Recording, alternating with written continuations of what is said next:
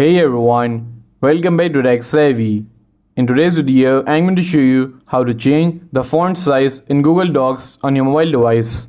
Whether you're using an Android or iPhone, this tutorial is for you. So let's get started. First, open up the Google Docs app on your mobile device.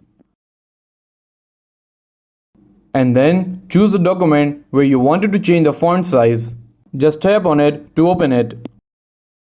Once you are in the document, tap on the pencil icon at the bottom right corner of the screen.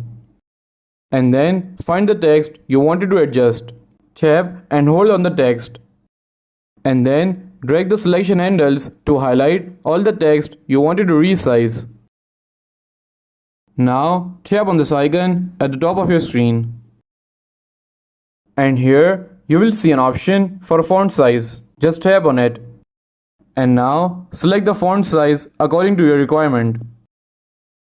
And then tap on the tick mark at the top left corner. And that's it. Your text should now be updated to the font size you selected. If you found this video helpful, please give it a thumbs up and don't forget to subscribe to Tech Savvy for more helpful content. And I will see you in the next video. Thanks for watching.